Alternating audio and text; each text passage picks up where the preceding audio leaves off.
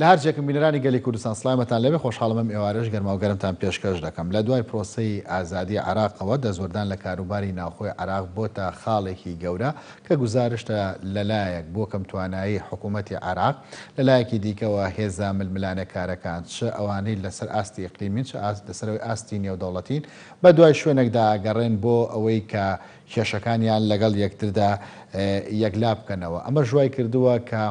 هێزە سیاسەکانی عێراقیش کەم تا زۆر لەم بابەتی دەزوەردان و یەکلاکردنەوەی تەرازووی هێز و بەریەکەوتنی بەرژەوەندی وڵاتانە بەشداری بکەن. دیارترینیان لە عێراقدا دەزوەردانی ئێران و ئەمریکایە، بەڵام ئەمە لە کاتێکدا کە دەزوەردانی تورکیا لە هەردوو هێزەکەی دیکە زیاترە تەنانەت بۆتە دەزوەردانی سەربازی لە ناو عێراقدا.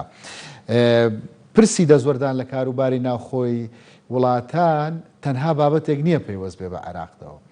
لە ڕۆژهەڵاتی ناوەڕاست وڵاتانی وەکو لوبنان، وەکو سووریا، وەکو یەمان، تەنانەت درێژ بۆتەوە بۆ لیبیا وڵاتانی دیکەش دەزوەردان لە کاروباریاندا هەیە. بەهەرحاڵ ئێمە لە گەرماوگەرمی ئەم ئێوارەی قسە لە دەزوەردان لە کاروباری ناوخۆی عێراق دەکەین. بەڕێز حەسەن بارام لە ستۆدیۆ لەگەڵمدایە وەکو چاودێری سیاسی، هەروەها لە ستۆدیۆی هەولێریش بەڕێز کاوەتەیی بە هەمان شێوە وەکو چاودێری سیاسی لەگەڵمدایە. بەخێر بێن بۆ گەرماوگەرم. بەڕێز حەسەن بارام لە جەنابتەوە دەست پێ دەکەم. بۆچی لە ڕۆژهەڵاتی ناوەڕاست پرسی دەزوەردان لە کاروباری وڵاتان هەستی پێ دەکرێت یاخود زیاتر و فراوانترە؟ بەڵێ، زۆر سپاس بۆ دەرفەتە سڵاو بۆ میوانەکەشتان لە هەولێرەوە. لە ڕاستیدا ئەمە بابەتێکی گرنگی فرەڕەهەندە و مێژوویەکی دوور و درێژی هەیە بابەتی دەستێوەردان لە ڕۆژهەڵاتی ناوەڕاستە. دیارە کۆمەڵێک ڕەهەند و فاکتەر هەن کەوای کردووە بە درێژایی چەند سەد ساڵی ڕابردوو تا ئێستاش ئەم دەستێوەردانانە لە ڕۆژهەڵاتی ناوەڕاست بەردەوامی هەبێ. یەکێ لەو هۆکارانە مێژوویەکەیە کە ئەو مێژووە لە سەرجەم قۆناکانە خۆی دووبارە دەکاتەوە کە لە دەرەوەی ئەوەی کرد لە ئێستادا وەکو جوگرافیایەک لە ڕووی سیاسی و پێی دەڵێن ڕۆژهەڵاتی ناوەڕاست هەمیشە پرۆسەی داگیرکاری لەژێر ناوی کۆلۆنیالیزم و لەژێر ناوی ئیستعمار و لەژێر ناوی جیاجیا هەمیشە پەلامار بووە و مەیدانی شەڕۆشۆ بووە. یعنی ئەگەر سەر دیقەت بدەی لە ماوەی 4-5,000 ساڵی ڕابردووە زۆرترین شەڕی زلهێزەکان ئیمپراتۆریەتەکان لەسەر ئەم خاکە بووە بەڕاستی. ئەمە لایەنێکی لایەنی تری هەیە. ئەم ناوچەیە دەوڵەمەندە، ناوچەیە کە سامانێکی زۆری سروشتی هەیە لە بواری کشت و کاڵە، لە بواری کەش و هەوا، لە بواری بوونی کۆمەڵێک دەریا و ڕووباری گرنگە، لە بواری مێژوو کولتورە، لە بواری سامانی سروشتیە و هەروەها لە پاڵ ئەوەشدا عقلیەتێک و کولتورێکش لەم ناوچەیە ڕەنگی داکوتاوە کە بابەتی ململانی عەقیدەی و ئاینی و سیاسیەکان لێرە ڕەواژی زۆر بەرز بووە، هەمیشە شێرفی بەرز بووە. هەموو ئەم هۆکارانە پێکەوە ڕاوای کردووە دەبینین ئەوەی کە پێی دەوترێت ڕۆژهەڵاتی ناوەڕاست و لە سەرەتەکانی سەدەی 20ەوە بۆتە چەمچێک و خەمڵیوە پێشتریش لەژێر ناوی ترە ململانیەکان هەبووە. ئەگەر بگەڕێنەوە دیقەتی شەڕە خوێناوەکانی نێوان هەردوو ئیمپراتۆریەتی بێزەنتینە و فارس بدە کە چەند شەڕی زۆر گەورە کراوە. ئەخمینیەکان، ساسانیەکان، دواتر لەشکری ئیسلامی دێت. ئەمە مەیدانێکە تەواو دەقی گردووە بۆتە مەیدانی شەڕ و پێکدادان تا ئەندازەیەک هێزەکانی دەرەوەی ڕۆژهەڵاتی ناوەڕاستیش بۆ خاڵیکردنەوەی بەرژەوەندەکانیان، بۆ دەستکەوتی زیاتر، بۆ گواستنەوەی کێشەکانیان بۆ دەرەوەی سنوورەکانی خۆیان هێن لە ڕۆژهەڵاتی ناوەڕاستە تاقیەکەنەوە. کەواتە ئێستاکە ئەم ناوچەیە بە مێژوو پێمان دەڵێ، فاکتەرەکان پێمان دەڵێ بە ئاسانی ئەم ململانێ و شەڕ و ئاڵۆزی و پشێوەیی کە بەخۆیەوە دەقی کردووە بە ئاسانی کۆتایی نایە و بەردەوام ئەبێت وەک ئەوەی لە ئێستادا سەیری مەشهەدەکە دەکەین کە دەبینین لە عێراق شەڕ و ئاڵۆزیە، لە لیبیا شەڕ و ئاڵۆزیە، لە سووریا بە هەمان شەشر، لە دەریای ناوەڕاستە دەبینی چەند ململانەکان لە نێوان قوبرسی بەشە یۆنانیەکە و خودی یۆنان و تورکیا لە چی ململانەیەکان ئەوە لە ئەمڕۆ شەڕ لە نێوان ئازەربایجان و ئەرمەنستان دەستی پێ کرد کەواتە ناوچەیەکی گڕگرتووە دیقەتی سووریا بدا دیقەتی لوبناندا ینی لوبنان لە ئێستادا هێندە دەستێوەردانەکان زۆرە هێندە باگراوندێکی زۆری هەیە لە کێشە و لە مەشاکلی هەمە چەشنا کابینەکەیان بۆ دروست ناکرێ و بەریەکەوتن دروستە بێ کەواتە ئەم ناوچەیە قۆناغ لە دوای قۆناغ و سەردەم لە دوای سەردەم هەمیشە دەبێت چاوەڕوانی ئەوە بین کە بەریەکەوتنی زۆر گەورە ئەبێ کە بە تەسەوراتی من پێشبینیەکانی من لەگەڵ ئەوەی ناوچەکە دەکوڵێ دەیان ساڵە پێم وایە ڕەنگە لە ئایندە بەریەکەوتنی گەورەتیش ڕووبە و کارەسات و تراژدیای گەورەشی لێ بکەوێت. بەڕێز حەسەن ئەگەر ئەمە تەفسیرکەین بە ماناگەشتەکەی دەبینی لە هەندێک شوێنی دیکە بەرژەوەندی وڵاتە زلهێزەکان بە بەهێزتر بەریەگەکەون یاخود ناوچەی دەوڵەمەندتر دەکرێت لە وەکو لە ڕۆژهەڵاتی ناوەڕاست بێت سەرسەرەوەیە کە نەوت و گاز لە ڕۆژهەڵاتی ناوەڕاست خاڵی وەرچەرخانە بەڵام ئەمە ڕۆژگارێک دێ کۆتایی دێ پرسیارەکەوەیە هەندێک وڵاتی دیکە هەن بەهێزن وەک ئەو کێشەی کە لە نێوان ئۆکراین و رووسیا ڕوویا لەسەر کریما بۆچی لەوێ تەداخل لە دەوڵەتەکان دەزوەردانە دەوڵەکان و ئیقلیمیەکان زۆر گەشە نەبوو ئەمریکا لە بەرامبەر جەمسەرێکی وەکو رووسیا دەرنەکەوت یانە لە وڵاتانی باشووری ڕۆژهەڵاتی ئاسیاش لەوێ شەر سەرچاوی گرنگی سامانی سروشتین بۆچی ناگوازرێنەوە بۆچی لە نزیکی 100 ساڵی ڕابردووە هەر ئێرە بووە لە ڕۆژهەڵاتی ناوەڕاست بە تەسەوری من کۆمەڵی ڕەهەندی هەیە ڕەهەندێکی ڕەنگە ئابووری بێ ڕەهەندێکی ڕەنگە دینی و عەقیدەیی بێت ڕەهەندێکی ئەوەیە بە زۆری ئەم هێزانە هەوڵەن کێشەکانیان بگوازنەوە دەرەوەی ڕۆژاوە یعنی ئەو ململانیانە کە هەیە دیقەتە دەی لە نێوان زۆر دەوڵەت و دەوڵەتەکەی ترە کێشە و گرفت دروستە بێ بەڵام زۆر بە ئاسانی دەتوانن یعنی ئێمە چەندین کێشەمان هەیە لە ناوچەکانی ترە دەڤەرەکانی ترا کێشوەرەکانی ترە دەبینین بە زووی چارەسەر دەکرێت بەڵام هەنێک جار چارەسەرکردنی کێشەکان لە ڕۆژهەڵاتی ناوەڕاستە لە بەرژەوەندی زلهێزەکان نییە چونکە مانەوەی ئەو ناوچەیە بە کێشە و گرفتەوە زەمینە خۆش ئەکا بۆی ئەو وڵاتانە هەرێکیشیان بە ئایدیا و بە قەنەعەت و بە تەسەور و بە بەرژەوەندیەکەوە بێن لێرە ململانەکانیان یەکلاکەنەوە ئەیخۆ ئەگەر ئەو شەڕانە نەمێنەیە خۆ ئەگەر ئەو گرفتانی کە هەیە چارەسەر بن ئیتر دەرگاکان لە بەردەم دەستێوەردانی رووسیا و ئەمریکا و بەریتانیا و فەڕەنسا و وڵاتانی تر دادەخرێ کەواتە لە قازانجی ئەوانە هەموو هەمیشە ئەو کێشانە حزوریان هەبێ ئەمە لایەکی تر زەمینە خۆی لەم ناوچەیە هەیە یعنی مەسەن نەتوانرا ئەمەی کە پێڵێن ڕۆژهەڵاتی ناوەڕاستیان بە پلەی یەکەم وڵاتانی ئیسلامین نەیەتوانی ئازادی و دیموکراسی و حکمێکی ڕەشید بەرقەرار بکەن بۆیە دەرگاکانیان هەمیشە لە سەر پشتە بۆ ئەوەی زلهێزەکان بێن لێرە بەرژەوەندەکانی خۆیان دەستە بەرکەن و زۆر جایش بە هەڵەیانی هەندێک هەسەنگاندن دەکرێن پێ وایە مەسەن بوونی ئەمریکا لە عێراق بابەتی نەوتە گەورەترین لێدەک و احتیاطی نەوت لە دنیا لای ئەمریکەکانە و زۆر شوێنی تر هەیە ئەگەر بتوانانی ئیسفادەکە نەخێر کۆمەڵێ بەرژەوەندی استراتیژی تر هەن کەوا ئەکا ئەمریکا لێرە حزوری هەبێ و ئێستا گەر کاکویسف یعنی دیقەت بین دەورەکان دابش کراوە یعنی لە ساڵای ڕابردووە فەڕەنسا زۆر ڕۆڵێکی ئەوی نابینی زیاتر ڕۆڵێکی مرۆڤ دۆستانەی دەبینی لە هاو کێشەکانە ئێستا دەبینی زۆر بە تۆپسی فەڕەنسا هاتۆتە پێشەوە لە هەندێک شوێن رووسیا ڕۆڵی سەرەکی ئەجێڕێت لە هەندێک شوێن وڵاتە یەکگرتووەکانی ئەمریکا ڕۆڵی جێڕێ ئەمە هەنێک جار بەڕاستەخۆ بە ناڕاستەخۆ ڕۆڵەکانیان لە نێوان خۆیانە دابش کردووە و ئەوەیش کە بۆتە سوتەمەنی بەڕاستی خەڵکی ئەم ناوچەیە بەڵگەشت بۆ ئەمە ئێستا زەمەنی ئەوە نەما سوپای زۆر و زەبەلاح بێن و کوڕی خۆیان بدەن بەکوشت لە ڕێگای شەڕی بە وەکالەتەوە هەر بە خەڵکی ئەم ناوچەیەکەن لە ڕێگای تقنیاتی پێشکەوتن و چەکی هاوچەرخ و سەردەمانەوە دەتوانن لە دەریای ناوەڕاستەوە دەتوانن لە وڵاتانی ترەوە لە بنکەکانی ترەوە شەڕی گەورەترین شەڕ بکەن بەبێ ئەوەی سەربازێکیان بکوژرێت. بەڕێزێک کاوەتەی چاودێری سیاسی ئەمەوێ ڕای جەنابیش لەسەرەوە وەربگرن بەڵام بە فراوانتر قسەی لەسەر بکەین چ ئامانجێکێ لە دەزوەردانی کاروباری ناوخۆی وڵاتان لە ڕۆژهەڵاتی ناوەڕاست و بە دیاریکراویش لە عێراقدا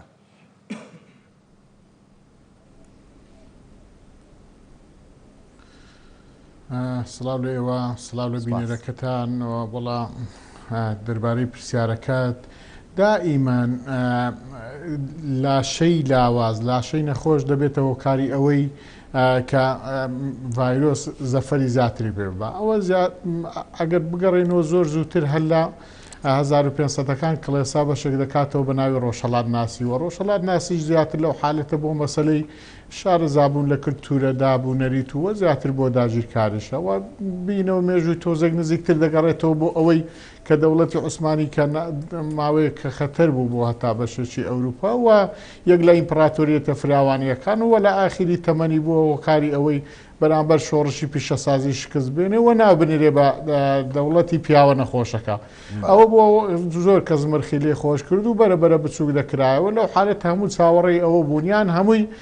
چاوەڕێی میراتی دەوڵەتی پیاوە نەخۆشەکە بوون و کۆمەڵێک زلهێزی لەو کاتە پەیدا بوون و بە تایبەتی ئەو کاتە بەریتانیا و فەڕەنسا و بە هەموو ئەو هێزانەی ترکە زیاتر ڕۆڵ و کاریگەریان هەبوو لە ڕۆژهەڵاتی ناوەڕاست بینای ناوچەکەشیان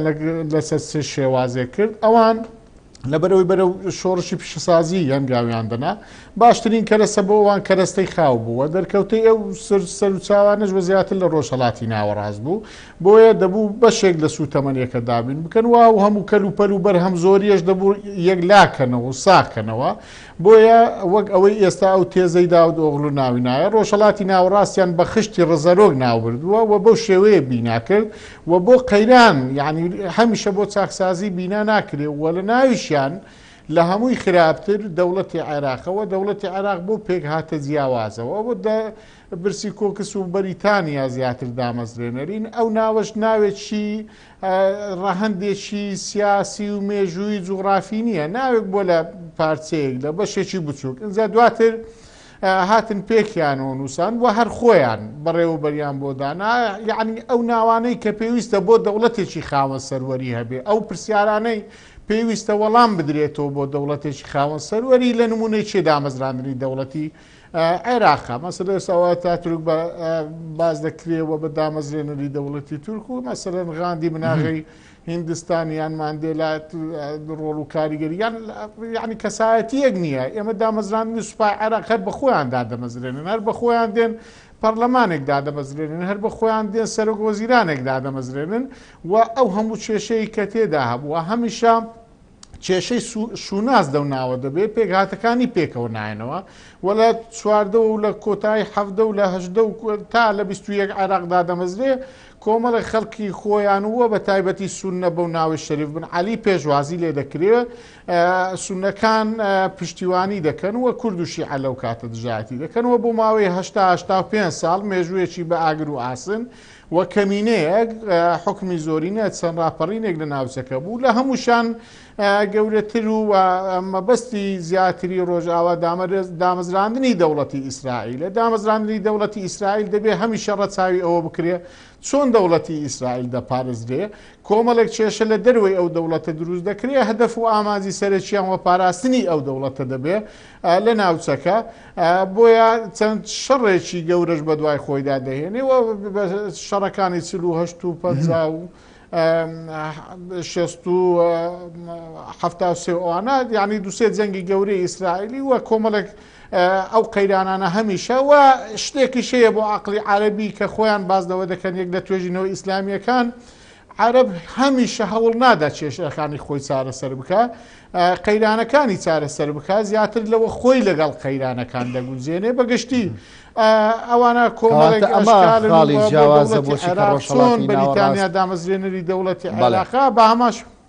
ئەمە خاڵی جیاوازەکە ڕۆژهەڵاتی ناوەڕاست بۆتە ناوەندی ململانێ و بە تایبەت دەمهێ من زیاتر لە سەر عێراق قسە بکەیت ئامانجەکان لە ناو عێراقدا چی بوون؟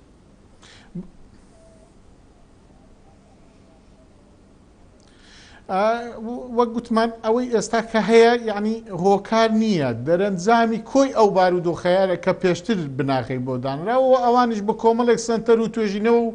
دیراسات ئیدارەی کێشەکان دەدەن وەک گوتمان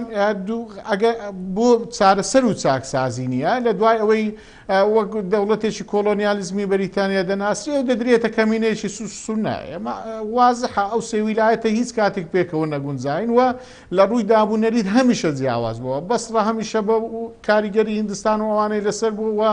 بەغدا ئەوانە زۆر جیاوازتر بووە هەرێمی کوردستانیش ئەو کاتە بە ویلایەتی مووسڵ ئەوانە سێ ویلایەتی زۆر لێک جیاواز بووە هەمیشە سیاسەتی چەسپ و مەقەز بووە لەکوێ پساوە و چەسپیان کردووە ناوە لە دنیای سیاسی ناسراوە چێژەکان هەمیشە بۆ شێوەیە گرێدراوەتەوە هەمیشە بەردەوامش بە قەیران دراوە کێشەیەک بۆ کێشەی شوناز لە عێراق دروست بووە نەتوانراوە شوناسی ئەو پێکاتانە نزیکیان لە نێوان دروست کرێ قەتیش پێکەوە وێک نەهاتنەوە بە نمونە گوتمان لە بەریتانیا و خۆناغی سەرەتا سونەکان و دواتریش کۆمەڵێک کێشەی بۆ بە تایبەتی و لە هاتنی قاسم و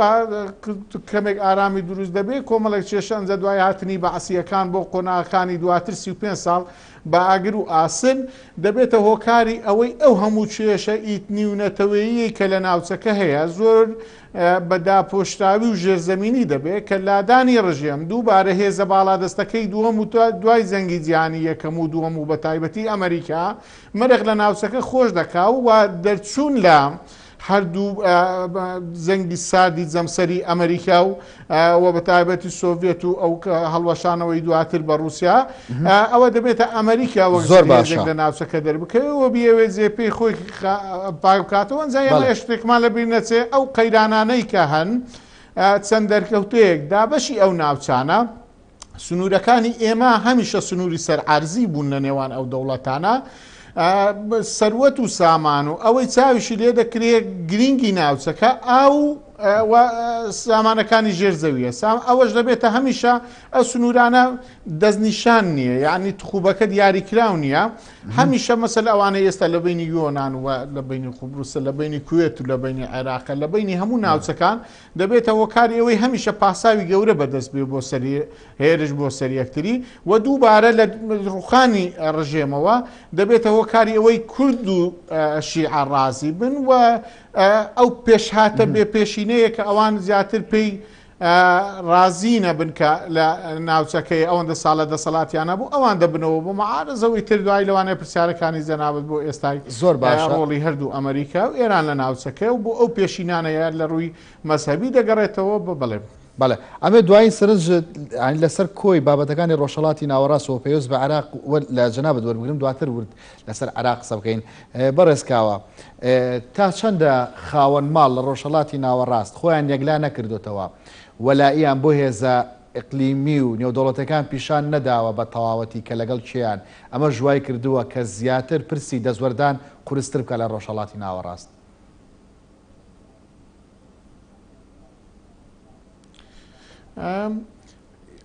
بەشێکیان ئێمە ئەگە بگەینەوە بۆ وتارێکی جۆرجبۆشی با و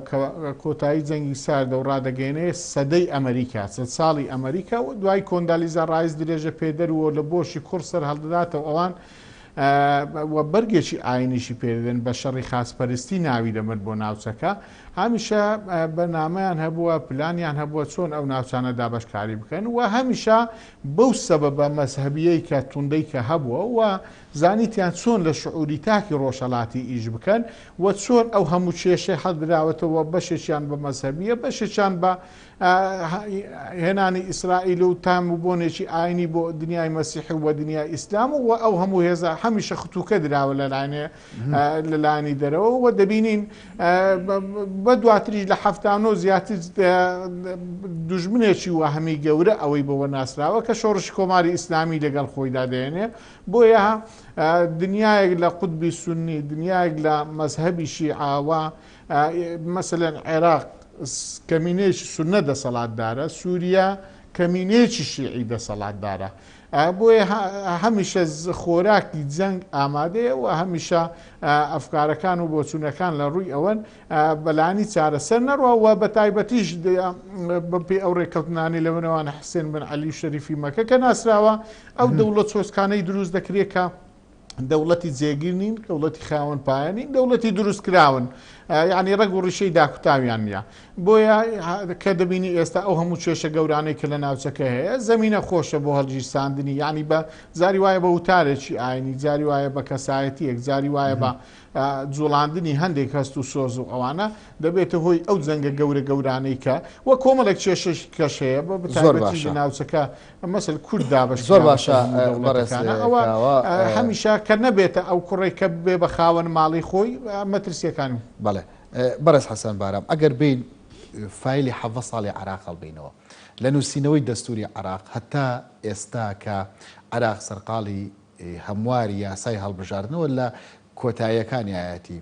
چۆن دەزۆردان هەڵدەسەنگێنن ئەو هێزانی کەم لە ملیانەیان لەسەر عراق بووە عراقان بەهی خۆیان زانیوە و شەڕیان لەسەر کردووە یاخود بە دیوەکەی تیکەوەها تەماشان کردەوە کە زەمینێکە بۆ یەکلاکردنەوەی ململانەکانیان لەگەڵ هێزەکانی دیکەیە بەڵێ دیارە ئەمە دوو لایەنە یانی لایەنێکی ئەوەیە کە لە ڕاستیە لە ڕووی مێژویەوە هەندێک لە جلهێزەکان بە تایبەتی سێکوچکەی ئەمریکا فەڕەنسا بەریتانیا بە دیاریکراویش بەریتانیا عێراقیانی بە هینی خۆی دەزانێ ینی بە پێگە و شوێنی بەرژەوەندەکانی خۆی دەزانێ بۆیە هەمیشە چاویان لەسەر عێراق بوو ینی ئەو نەخشەیە کە لە سە ساڵی ڕابردووە دروست بوو و عێراقیان پێکەوە ناویلایەتەکان و کردیان بە دەوڵەتێ بۆیە هەمیشە دەستێوەردان و هەمیشە چاویان لەسەر ئەم دەوڵەتەیە ڕەنگە لە هەندێک قۆناغا لە سە ساڵی ڕابردووی دەوڵەتی عێراقیە هەندێک لە یەکترازان ڕوویدابێ بەڵام دوجار دەبینین تەنانەت لە شەڕی ئێران عێراقا شەڕی 8 ساڵش ئەوە ئەمریکا و بەریتانیایە کە پشتگیری لە دەوڵەتی عێراقی و لە ڕژێمی بەعزەکەن بۆ بردنەوەی ئەو شەڕە تا ڕوودانی گرتنی کۆیت لەلایەن ڕژێمی بەعسەوە کە پرۆسەی ئازادی دێت بوتمان پێشتر ئەمان خۆیان بە خاوەنی ئەم ناوچەیە دەزانن و کۆمەڵی بەرژەوەندیان هەیە دوجاریش کە پرۆسەی ئازادی دێ حقیقەتێکی دەبێت هەموو عێراقیەکان بیزانێ بێشەوە وەکو کورد ئەگەر ئەمریکا و هاوپەیمانان ناتبان بە ئاسانی ئۆپۆسیۆن نەیدەتوانی ڕژێمی باس بڕۆخێنی و کۆتایی پێبێنێ کەواتە ئەوە ئەمریکەکان لە دێمارینزی خۆی دادا بە کوشت و پارەیەکی زۆر خەیاڵی خەرجەکە بۆ ئەوەی کۆتایی بە ڕژێمی بەعز بێنێ و دوجار دەوڵەتێک چۆن خۆی ئارەزووی هەیە کە بە زۆری ڕنگدانەوەکەی لە 2005 لە دەستوری عێراقا ڕەنجیدایەوە کە عێراق بێت عێراقی فدرالی بەڵام دوجار خودی وڵاتە یەکگرتوەکانی ئەمریکا جا ئەوان ئیتر بە هەڵەی بزانینیان بە هەڵەی نەزانن و بەڵگەشت بۆ ئەوەی کە هەڵەبوون بەپێی ئەو ڕێکەوتنەی لەگەڵ عێراقا کراوە لە ژێر کاریگەری گروپە تیرۆریستەکانی سوننا و هەندێک لە گروپە چەکدارەکانی شیعە ئەمریکا لە سەردەمی ئۆباما ناچار بەوە دەبێ بەپێی ڕێکەوتنێکی استراتیژی عێراق جێڵێ کە عێراق جێڵێ خوێندنەوەیکی درستی بۆ ناکات لەگەڵ جێهێڵانی عێراقا وڵاتێکی تر دێ لە عێراق پێگەی خۆی دانا نەک پێگەی خۆی دانا دەبێتە ساحبی عێراق ئەیش کۆماری ئیسلامی ئێرانە و دوای ئێمە گۆڕانکاری لە سەرۆکی ئەمریکا و دەستێوەردانی ئێران لە عێراق و ئێرە دەبێتە ڕێڕەوێک بۆ ڕۆژهەڵاتی ناوەڕاست ئەو جادە ئەمریکەکان دەزان چی هەڵەیەکیان کردووە و جارێکی تر دێنەوە بە بەرنامەیەکی تر دەیانەوێت لە عێراقا شوێن و پێگەی خۆیان دروستکەن بەڵام کاتێک ئەوان ئەیانەوێ بێنەوە و عێراق ئێستاکە بۆ ئێران لە زەمینە ساغ بۆتەوە هەم بەرژەوەندیەکانی هەم لە ڕووی استراتیژیەوە هەم لە ڕووی دەیان گروپی چەکدارەوە هەم لە ڕووی کارکتەرە سیاسی و هێزە سیاسەکانی شیعەوە بە تایبەتی لە عێراق ئێستا ئەوان حکومەکەن بە عێراقەوە و وای لێ هاتووە لە نێوان ئێران و عێراق و سووریا و تا ڕادەیەک لوبنانیش سنوورێک نەماوە هیچ سنوورێک نەماوە یانی مەسەڵەن بۆ نمونە بەرپرسێکی ئێرانی بەبێ پاسەپۆرت دەتوانێت ئەم هەموو وڵاتانە بکات ئێمە ئەمریکایە ئەمەی دروست کرد ئەم هەلەی دروست کرد بە کشانەوەی لە عێراق ئەمریکا شەمان چانسی نییە لە ڕۆژهەڵاتی ناوەڕاست ئاو بەبێ پاسپۆرت بسوڕێتەوە بێگومان ینی ئەم ساحەیە لە دوای کشانەوەی ئەمریکا لە عێراق یەکسەر زەمینە بۆ کۆماری ئیسلامی ئێران دروست دەبێت کە دەستێوەردان لە هەموو وڵاتەکان بکە ئەگەر ئەمریکا وەکەوەی لە پرۆسەی ئازادی و تاکو 2011 لە عێراقا بما بایەتەوە بە ئاسانی ئێران نەدەیتوانی عێراق کۆنتترۆل بکە نەدەیشتوانی عێراق لە زەمین و لە ئاسمان و لە زەمینەوە بیکاتە ڕێڕەوێک بۆ بەرەو سووریا و لوبناان و کاریگەری و گوشارخستنە سەر ئیسرائیل و وڵاتانی کەنداو کەواتە ئەمە هەڵەیەکی استراتیژی خودی ئیداری ئەمریکا بوو لە کاتی سەرۆکایەتی ئۆباما کە ئەو زەمینی ڕەخسان ئەنجا ئێستا کە گەیشتوێتەوەی کە ئەمن و ئاسایشی خۆی ئەمن و ئاسایشی دۆستەکانی ئیسرائیل و وڵاتانی کەنداو لە ڕووی ئابوووریەوە لە ڕووی هاوچێشەکان و هاتنە ژوورەوەی رووسیا بۆ ناو هاوچێشەکان و لە ڕووی ئابووری و بەرهێنان و هاتنی سین و ئەوانە وای کرد ئەمریکا فریای خۆی بکەوێت جارێکی تر ئیعادە تەنزیم بکاتەوە بەڵام کاتێ دێ ئەوێتی لە عێراق جێی خۆی بکاتەوە عێراق بۆتە بۆمبێکی گەورەی ترسناک لە بەردەم هاتەوەی ئەمریکا وەکەوەی کە ئێستا دەیبینین و ئێستا ئاماژەکان دەرکەوتون کە ئەمریکا بە ئاسانی ناتوانێت لە عێراقا جێ پێی خۆشکایانی ینی وەکو 2023 گوڵڕێژ ناکرێ ینی ئەم جارە ئەگەر بێتێ و دەست بگرێتەوە سەر عێراقا لە ڕووی ئابووری لە ڕووی سیاسی لە هەموو بوارەکانە بۆمبەکان پیا دەتەقنەوە وەکەوەی لە ئایندەدا دەیبینین ئێستاکە سەرەتاکانی دەرکەوتون ئێستا سەرەتاکانی دەرکەوتووە وەگوی مایک پۆمپیۆ ئاماژەی پێداوەکە ڕۆژانە باڵۆستخانەی ئەمریکا لە عێراق ئەبێتە ئاماژ ئەنەمە تاکەی بەردەوام ئەبێت خۆی نەوەکو بابەتێکی هەواڵی مناقەشەی وەکو بابەتە گەورەکە تەماشاکەین ینی خۆ ئەمە ڕوونە ینی ئێستاکە کە لە ناو جەرگەی پایتەختی وڵاتێکە کە پێی دەڵێن عێراق سەفارەتی ئەمریکا دەکرێتە هەموو شەوێک ینی شەوانە دەکرێتە ئامانج وەجگەلەوە ئەو هێزانی کە لە چوارچێوەی هاوپەیمانی نێودەوڵەتیان ڕۆژانە لە جنوب کە لە بەسرەوە دێن بەرەو بەغدا لیان دەدرێ و دەبنە قوربانی و زیانی مادی و گیانیان بەرەکەوێ خۆ ئەمە ڕوونامانە داعش نین یان نەقشبەندەکان نین یان گروپی قاعیدە نین ئەمانە بەڕاستی ئەو گروپانن کە لە عێراقا لەژێر چەتری حەشدی شعبیان و ڕوونە ینی مەسەل تۆ ئەگەر دیقەتی بەیاننامەکانیان بدەیت دیقەتی سەرکردەکانیان بدەن بە ڕوونی دەڵێن ئێمە دەبێ ئەمریکا بچێتە دەرەوە ئەمریکایش بە هەنجەتی کازمی و جارێکی تێ گەڕانەوە بەرنمەیەکی تری هەیە بەڵام من پێم وایە بە ئاسانی ئەمریکا لە نەتیجەی محەسەڵەی نهایی ئەمریکا دەتوانێت عێراق کۆنتترۆل بکاتەوە بەڵام بەسەر خوێنانێک بە بەشی دومی پرسیارەکەت وەڵام نەیەمانێ و هێزانەی کە لە عێراقدا دەتاخولیان هەیە عێراقیان بەهی خۆیان زانیوە یاخودۆک و زەویەک بۆ ململانی و یەکلاکردنەوەی ململانەکانیان تەماشایان کردووە خۆی عێراق جارێک من پێم وایە کەس کۆماری ئیسلامی ئێران و نە ئەمریکا ئەوەی دەیکەن لەبەر عێراق نییە و لەبەر عێراقیەکان نییە بەڵام عێراق لە ڕووی جوگرافیا و لە ڕووی جیۆپۆلۆتیک و لە ڕووی ئابووریەوە لە ڕووی زەمین و سنوورەوە باشترین شوێنە بۆ یەکەڵاکردنەوەی ئەو ململانیە لە نێوان ئەم وڵاتانەی کە وەکو ئێستاکە دەیبینین وە گرنگی عێراق بۆ ئەمریکا و ئێران لە چیایە ئەگەر هاتوو عێراق خاچی عێراق ئەوەی کە پێ دەڵێن دەوڵەتی عێراق لەلایەن ئەمریکاوە کۆنتترۆل کرایەوە دەستی ئێران لە سووریا و لوبنان دەگیرێت یانی ئەمە یانی تەنها بابەتەکە عێراق نییە چکە عێراق سە بۆتە ڕێڕەوێکی گەورە بۆ ئەو وڵاتانی کە ئێران دەتوانێت لێرەوە بە ئاسانی پەل بەهاوێت بۆ وڵاتانی تر وە گوشاریش بخاتە سەر کەنداو کەواتە لەم ڕوانگەیە و ئەمریکا بە کۆنتترۆلکردنی عێراق لە یەک کاتە عێراق کۆنتترۆلەکە و لە یەک کاتە دەستی ئێرانش دەبڕێ لە سووریا و لە لوبنان و مەترسیەکانیش لەسەر ئیسرائیل و لەسەر سعودێ و خەلیج و بەحرێن و ئیمارات کەم دەکاتەوە گرنگیەکەی عێراق لەمایە لە ململانێ جینا لەبەر خاتری عێراقیەکان نییە یان لەبەر خاتری نەوتەکەی نییە بەڕاستی چونکە عێراق بۆتە دەواازەیەک بۆ ئێران بۆ چوونەژوورەوە بۆ ناو ڕۆژەڵاتی ناوەڕاست و دروستکردنی پێگەیەکی بەهێزتر بۆ خۆی کەواتە ئەمریکا لە مونتەڵەقەوە هاتووە ئێرە بۆتە مەیدان بەڵام کاتی ئەمریکا دەیەوێتی ئەم هاوکێشەیە بگۆڕێ ئێران بۆتە ژمارە لە عێراقا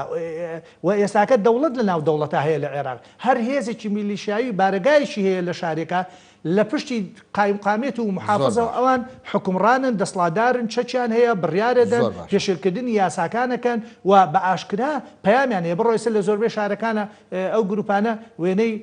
خومینی و خامنەیی ئەوانە ئەڵەواسن ینی پەیامەکان شعارەکان دروشمەکان ڕوون زۆر باشە بەڕێزکاوە ئەگەر سەرنجەکە نەبوو لەسەر قسەکانی ئێمە کە لێرە باسمان کرد ئەمێ و لێپرسم عراقیەکان بە شێوەیەکی گشتی سوودیان لە دەزوەردانەکانی ئەو وڵاتانە بینیوە یاخود بەشێک لە هێزە سیاسیەکان لە عراقدا کە بوونەتە هێزی دووەمی ئەوان لە ناو عێراقدا ئەرکەکان جێبەجێکەن یاخودەوەی کە بەڕێز حەسەن ئاماژەی پێداوەکو شەڕی بە وەکالەت سوودمەند بوون. ئێمە لە خۆپیشاندانەکانی ساڵی ڕابردووی عراقدا بینیمان کە یەک لە گەنجەکان داواکە کە لەگەرەوە ئەو شەڕە لەسەر عراق دەکەن دەبا ڕێگەمان بند ئێمە عراق بەجێ بێڵین درێژیکەینەوە بۆ لوبنانی ژەگە قسەکە من درێژتر نەبێتەوە لە دوای ڕووداوەکانی سەرکەنار دەریا لێ داوا کرا کە جارێکی دیکە بگەڕێنەوە بۆ ژێر ئینتیدابی فەڕەنسی چۆن ئەمانە ئەبینی و بەتایبەت چێ لە عراقدا عراقیەکان سوودیان لە دەزوەردان بینیوە؟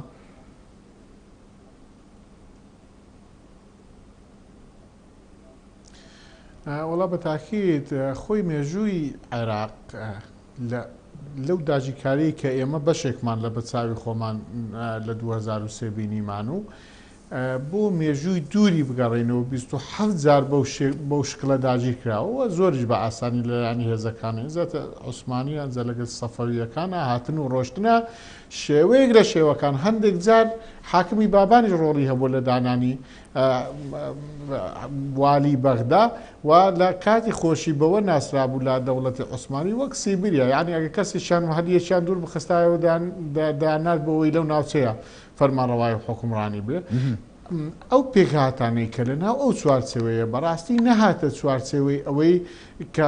خۆیان بە هاوڵاتیەک یعنی نەبوو مێژووی دەوڵەتی عێراق نەبوو بە مێژووی دەوڵەتی هاوڵاتی بەو ناوەی هەموو هاوڵاتیەک وڵاتەکە بە خۆی بزانێ و دەسەڵات و دەوڵەتی عێراقیش هەمیشە نەبووە ئەوەی سیستەمێکی تەندروستی فەرمانڕەوایی هەبێ بە یەک چاو تەمەشای کۆی پێکهاتەکان بکە و هاتنی ئەمریکا هاوشێوەی دامەزراندنی دەوڵەتی عێراق و دروستکردن و دانانی حاکمی خۆیان و ئەنجومەنی حکم و بەوەی سونەکان پێیان قبول نەکرا دەسەڵاتی ئەوەندە ساڵیان کە لە ناوچەکە بڕوە ئەمە نەک هیچ سوودی بە دەوڵەتی عێراق نەگەیاندووە هەمیشە بووە بۆەوەی ڕووبارێک خوێن هەمیشە بۆەوەی کە وڵاتێکی کە زۆر جار ناوزەند کراوە بە مێژوەکەی بە مێژوویەکی خوێناوی عێراق ناوبراوە ئیزی سفادەیەک نەبووە سوتامەنەکانشی هەمیشە ڕۆڵەکانی خۆیان بوون بەو هەموو سەروەت و سامان و تووشی نەزیفی ئەو سەروەتە زۆرە ئابوووریە هەمیشە لە کێشە ناخۆیەکان خۆی درایەوە چارەسەریشی پێ نەبووە ئەو دەوڵەتەش بەو شێو و بۆ شکڵی کە مەبەست بوو بۆ هاوڵاتیە کە پێویستە هەبێ بۆ ئیدارەدانی بەڕاستی نەبوو بۆیە هەمیشە لەسەر عەسابە هەمیشە وڵاتێکە تاکەکانی ئەو پرۆسە ئامێزانی نیشتیمانیەوە باسمان کرد لەوە قۆڵترە کە تاک بە دەوڵەتەکە بە دەوڵەتی خۆی نەزانێ بە خۆشی ناتوانێت ڕێڕەوی ڕووداوەکانی خۆی ئاراستە بکە یعنی هەمیشە لە دەرێوە ئاراستە کراوە لە جیاتی ئەوەی خۆی ئاراستەی بکە بۆیە کۆمەڵێک هەڵەی زەخ کراوە لە بیرمان نەچێ یەکەم و هاتنیان ئەوانەی کە ئێستا لێک دەدرێتەوە ڕێ قانونی ڕێشە چێشکردنی باس و بە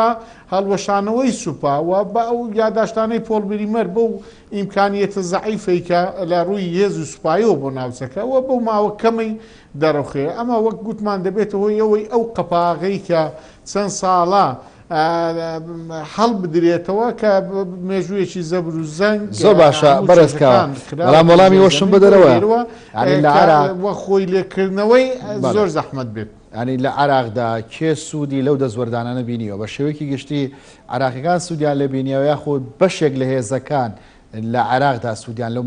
دەزوەردانە وەرگرتووە یاخود لەو ململانیانە بینیوە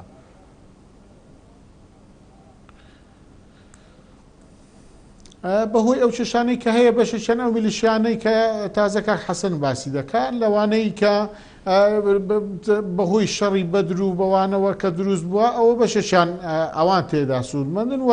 جێنشینی خۆیان لێرە سەپان عێراق بۆ ئەوەی هەر کاتێکە وەزیریی ناوخۆی سونی و شیعە تەسفیە و تەسفیەکاری بێ بۆ هۆکاری ئەوەی لە بینی گەڕێکی سونە و شیعە شێوەی دیواری بەرلین دروست بکرێ هەمیشە تەسفەی شیعەکان لە گەڕێکی سونە نشینەکان و سونە نشینەکان لە شیعە نشینەکان بکرێ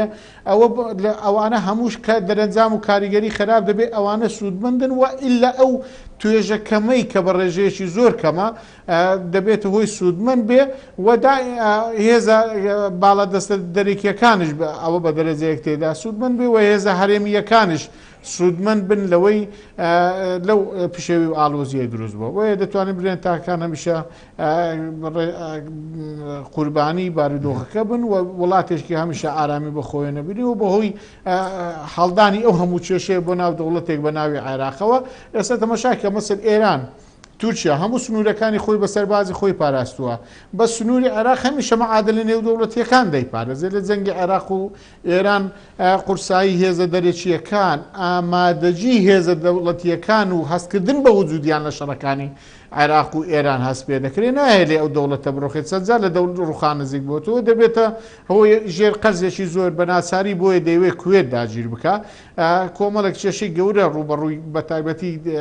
وڵاتانی عەرەبی دەکاتەوە بە حەیاتی ئەوەی کە نیازیان هەبوو لە دروستی بکەن لەو شانشینانە و یەکگرتووانە و کۆمکاری عەرەبی بەهۆی ئەو کێشە زۆرانەی عێراق توانی توی عێراقیش یانی سەرێشە بۆ ئەوان دروست بکە بۆی ئەو یەکگرتوویە دروست نەبێ زیانمەندی یەکەم و هاوڵاتیان و خەڵکی ڕەسەری ناوچەکانن بەڕست. بەڵێ ئەگەر دوایین بابەت قسەی لەسەرکەین بەڕێزکاوە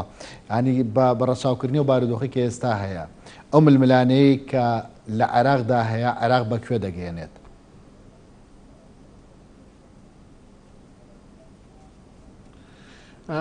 عێراق هەمیشە وا ناسراوە بنمونە لە 1970ەکان لەگەڵ کێشەیەکە بۆ قەزەی کورد تێدا بووە و لە 1970ەکان ناسراوە بە کێشەی ئێران و عێراق لە 90ەکان وڵاتی حەساری گەمار و ئابوووریەکانی لەسەر بووە لە 2000ەکان ڕوخان لەسەر بووە لە 2010 هاتنی داعش بووە چۆن بە وڵاتی قەیران ناسراوە بۆ هەر 10 ساڵێک و زۆرێک لە کێشەی گەورە گەورە پێوەی ناڵاندووە بۆیە چاوەڕوانی باشتر لەو مێژوەی چەند ساڵ لە ئێستای ناکرێ ئیلا ئەمریکا ئەو هێزەی دەیەوێ ئایا دەتوانێت ئەویش مشک کێشەکە لەوەیە بە گۆڕانکاری سەرۆکێک سیاسەتی لە ناوچەکەیە دەگۆڕێ بۆ دەبێتە بەڵێنی هەڵبژاردن و ئۆباما بەڵێن دەدا سوپاکەی بکشێنێتەوە عەتفی وڵات ڕادەشەشێ وە تڕەم بە سیاسەتی خۆی تەعاملی لەگە دەکات دەتوانێت بیکا بەو شێوانە هێز دەباتەوە هێز دەڕواتەوە بۆیە ئەو ناجێگیریەی کە لەو وڵاتە زریێزانە هەیە وە ئەو وڵاتە هەرێمیانش بەرژەوەندیەکانی خۆیان لە ناوچەکەیە و دەیانەوێت قەیرانی وڵاتەکەیان خۆیان هەمووی نەخڵی عێراق دەکەن بۆیە چاوەڕێی باشتر لەو ئەوەندە دەیەی وا باسمان کرد وا نزیک چاوەڕێی باشتر یان بەداخەوە لە مێژووی عێراق ناکرێتەوە بە تایبەتیش ئەو هێزە میلیشیانەی ئێستا خاوەنی مەساڵح و بەرژەوەندی گەورەن هێزی دوای زەنگ دەبێتە کۆکردنەوەی سەروەت و سامانێکی زۆر بە ناوی ئەوەی کە ئەستێرەی سوپا و سەربازی لە جەنگا دراوشاوە ئەوان ژوا دەزانن سەرکەوتن بەسەر داعشدا و ڕۆڵی مەرجعیەتیش دایمەن دەبێتەوەی بنەمای دیموکراسیەکان هەمووی پێشێل بکرێت بە پێی مەساڵحی خۆی وە گوێشی لێبگیرێ هەمووی دەگاتەوە خاڵی سفر هەمیشە لەنا ئەو بازنەی چەند ساڵی خۆی مێژوەکەی دووبارە دەبێتەوە دەسۆڕێتەوە. بەڕێزکاوە بەرژەوەندی وڵاتان لە ڕۆژهەڵاتی ناوەڕاست گۆڕانکاری بەسەردادێ لە داهاتوودا تاوەکو هێورێک بدات بە عێراق؟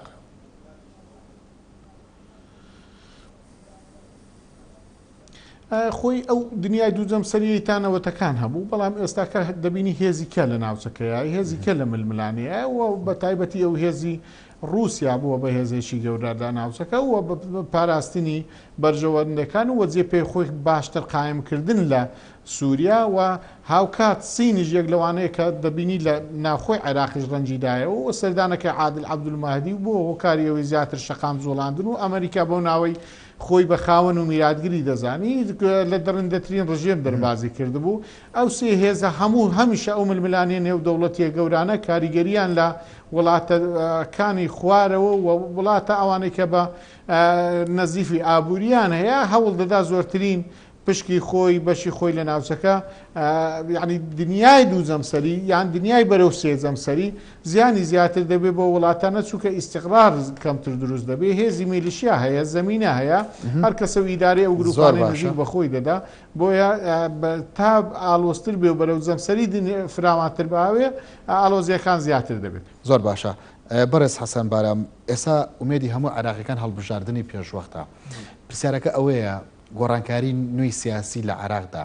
ئەم دەستوەردانانە کەم دەکاتەوە یاخود زیادی دەکات؟